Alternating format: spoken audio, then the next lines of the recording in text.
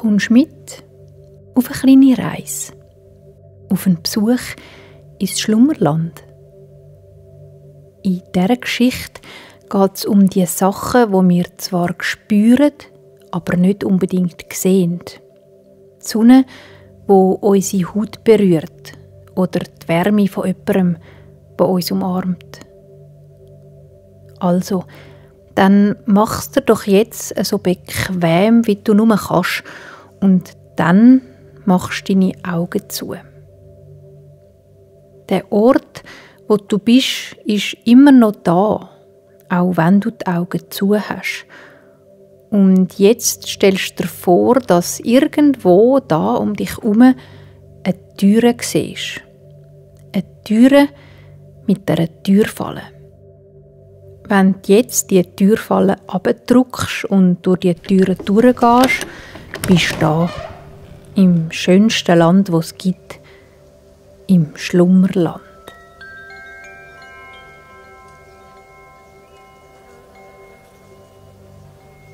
Das Schlummerland ist ein Pflanzenland. Es ist grün und saftig von der Wiese bis in den Wald. Es hat tiefe Täler und hohe Berge, kleine Seen und grosse Felder voller Blumen und Gräser. Die Luft im Schlummerland ist klar und sauber und alle, die sie einschnaufen, fühlen sich erfrischt und fröhlich.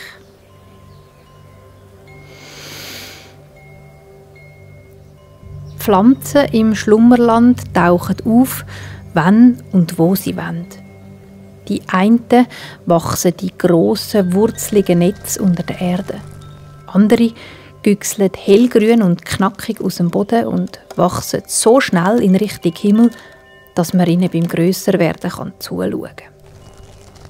Und dann gibt es da ja noch die Muns. Das sind kleine, haarige Wesen, die da im Schlummerland mit den Pflanzen und den Tieren zusammenleben. Die Muns sind klein und breit, mit kurzen Beinen und weichen Händen und Füßen. Ihre wuscheligen Köpfe sind ziemlich gross im Vergleich zum Rest von ihrem Körper. Und sie bewegen sich meistens sehr, sehr langsam. Die Muns sind gemütliche Wesen. Darum pfusen sie auch so viel und so gern. Eine von diesen Muns heisst Fanian. Sie hat gekräuselte, rötlich schimmernde Haare an ihrem Körper. Also zumindest sieht sie heute so aus. Die Muns können nämlich ihre Haarfarbe jederzeit ändern, wenn immer sie wollen. Für das müssen sie nur ihre Zauberkräfte aufwecken. Und zwar, indem sie mit dem Zeigefinger 3-mal leicht auf den Bauchnabel pöpperlet. Die Fanian hat ganz viele Freundinnen und Freunde hier im Schlummerland. Zum Beispiel der Flick, ein gewundriger junger Muns, wo sie immer gerne auf ihre Abenteuer mitnimmt. Auch mit ganz vielen Tieren ist Fanian befreundet, mit kleinen und grossen. Jedes Mal, wenn sie eins von ihnen sieht, lernt sie etwas Neues. Oder die Tiere lernen etwas von der Fanian. Heute ist Fanian wieder mal unterwegs im Schlummerland und sie läuft durch ein grosses Feld mit langen, hellgelben Gräsern. Die Gräser wachsen so hoch, dass sie der Fanian bis zum Bauchnabel kommen. Und die einen wachsen sogar so weit auf, dass sie die Fanian ein bisschen in der Nase kützelt. Die Fanian streicht mit ihren Händen durch die Gräser, die rauch sind, wie getrocknetes Gras. Es bläst einen feinen Wind, der den Geruch vom Feld aufwirbelt. Es schmeckt nach frischem Stroh und warmen Haferflöckchen. Das gelbe Feld ist voller Leben. Um die Fanian herum summt und kräsmet, so dass die Fanian am liebsten mit allen Tierchen da ein Pläuschchen haben. Auch würde sie gerne auf die Hand nehmen und anschauen oder sie ein bisschen auf ihrem Pelz herumspazieren lassen. Mitten in dem goldigen, gelben Feld kommt Fanian zu einer Stelle, wo das Gras nicht mehr gerade nach oben schaut, sondern ein bisschen flach gedruckt ist. Vielleicht ist da letztens ein grosses, schweres Tier gelegen und hat seinen Körperabdruck im Feld hinterlassen. Die Abendsonne steht schon am Himmel und taucht das Feld und die flache Stelle, wo die Fanian drin steht, in einen goldigen Schein. Der runde Abdruck leuchtet hellgel um sie herum, fast wie eine grosse Sonne, wo der Fanian ihre Füße wärmt. Sie macht die Augen zu.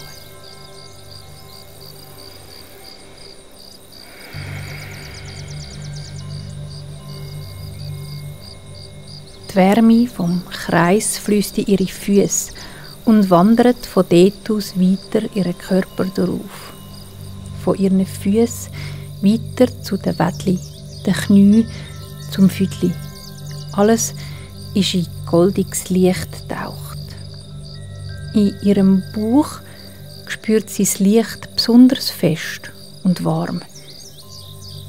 Das Licht bleibt aber nicht stehen, es fließt weiter, ihren Rücken darauf, wie warmer, hellbrauner Honig. Auch ihre Arme werden durchdrängt von dem Licht und zuletzt ihr Kopf. Alles an ihr strahlt warm nach innen und nach außen, bis in die hinterste Ecke vom Schlummerland.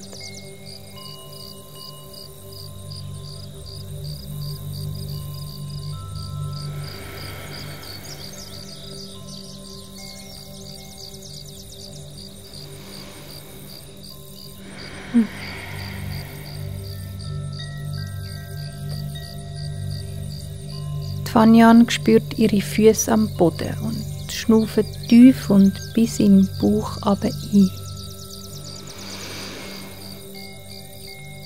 Und mit dem feinen Korngeruch in der Nase schnauft sie aus.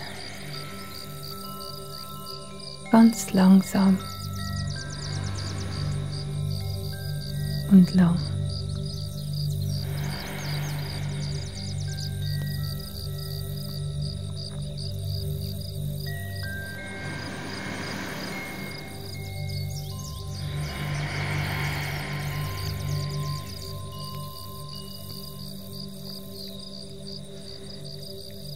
Fanian steht einfach da und schnauft die Luft ein, die fein um sie herumstreicht, und sie spürt die Wärme, die vom goldigen Kreis in sie hineinfließt. Und dann spürt sie noch etwas anderes. Etwas landet ganz fein und leislich auf ihrer Schulter. Sie spürt, dass es ein Tier ist. Ein Tier mit kühlen Zehen und weichen, flauschigen Federn. Ganz vorsichtig, um das Tierli nicht zu verschrecken, macht sie die Augen auf und schaut auf ihre Schultern. Dort sieht sie einen roten Vogel mit einem goldigen, runden Schnabel. Fanian lächelt das Vögel auf ihrer Schulter an und streckt ihren Arm nach vorne aus.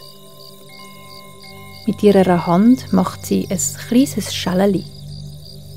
Der rot-goldige Vogel legt den Kopf auf die Seite und läuft ganz langsam der Fanian ihren Arm durchab, ganz fein, so dass seine kleinen Krallen den Fanian nicht in den Arm stüpfen. Der Vogel hat ein zartes Gesichtli, das aussieht, wie wenn es jemand mit einem ganz, ganz feinen Fülle gezeichnet hat. Jemand, der sehr, sehr gut zeichnen kann. Das Vögeli läuft bis zu ihrer Hand und sitzt dann ab in dieser Mulde, wo sie mit ihrer Hand macht. Und weil bei dem Muns auch die Innenseite der Hand haarig ist, kann sich das Vögeli richtig in der Fanian ihrer Handfläche einkuscheln. Die Fanian sieht, wie das rote Vögeli um sich herum einen hellen Schein hat, ganz ähnlich wie ein Kerzli, das brennt. «Wo kommst du her, Vögeli?» Sag, bist du müde?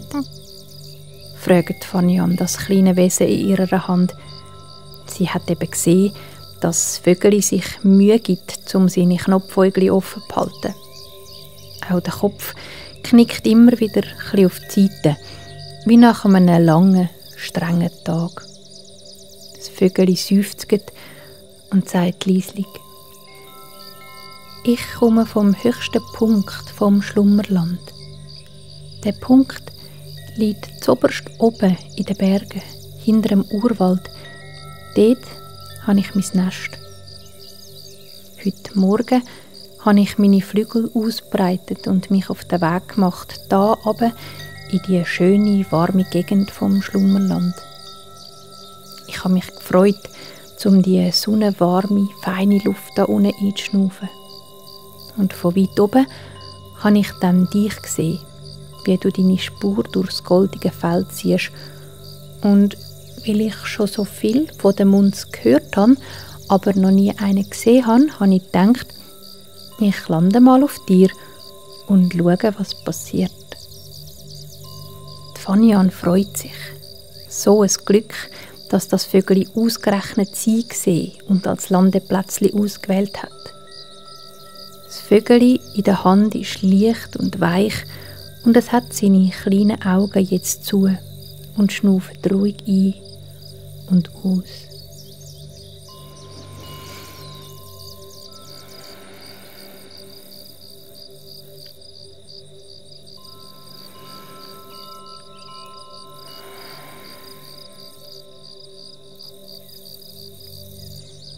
Während sie das Vögel so anschaut, wie es da strahlt und schnauft, merkt sie, dass die helle Sonne schon kleiner wird am Himmel.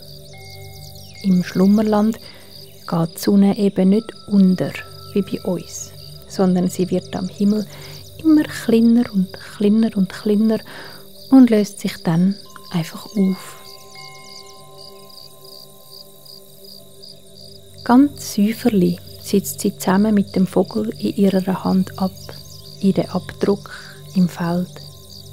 Das Vögel bewegt sich kaum, nur ein ganz bisschen, büschelt seine Flügel und sinkt noch ein bisschen tiefer in der Fanian ihre Handfläche. Die Fanian legt sich ab in das Feld, in den Kreis aus weichem, hellem Licht, und wieder spürt sie, wie das Licht ihre Haut berührt und von dort aus in ihren Körper fließt. Der Vogel setzt sie neben sich ab ins goldige Gras. Er pfuset und schnauft ganz fein ein und aus.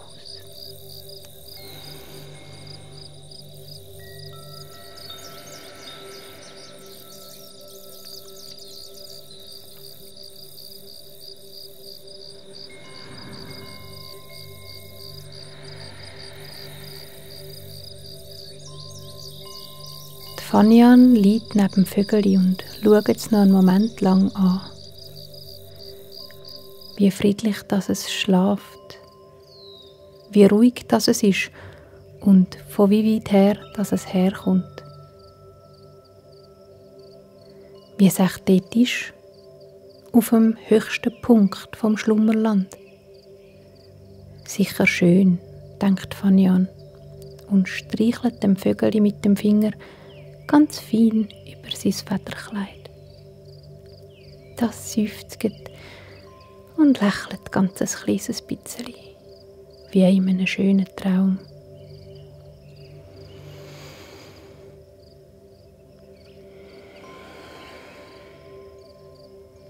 Die Fanian büschelt ein bisschen von dem trockenen, warmen, gelben Gras ums Vögel. Sie baut ihm ein kleines Nest und deckt auch sich damit zu. Die Fanian macht die Augen zu und kuschelt sich ins weiche Stroh. Sie hört, wie es stiller wird im Schlummerland. Ruhig bläst der Wind, wo das Gras um sie herum bewegt. So schläft sie ein, ganz friedlich.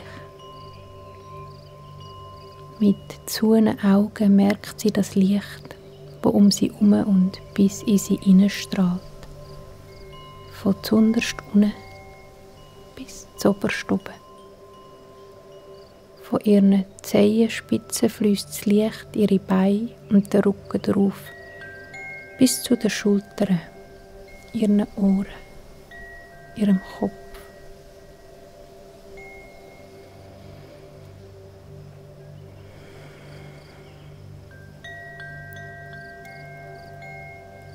Fanian fängt an zu träumen.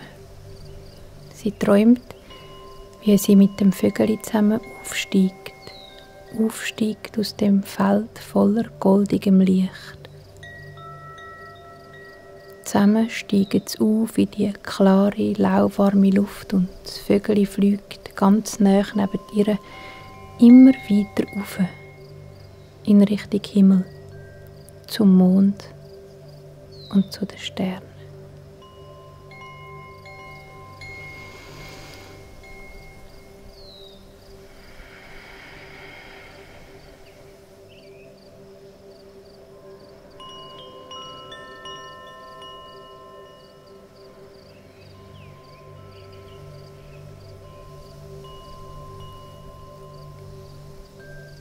Und alles ist, wie es ist im Schlummerland.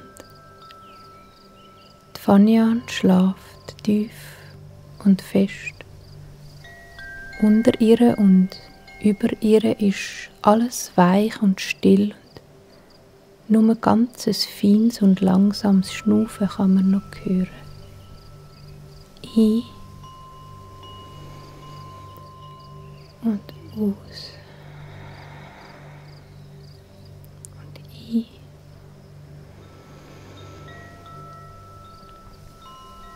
und aus.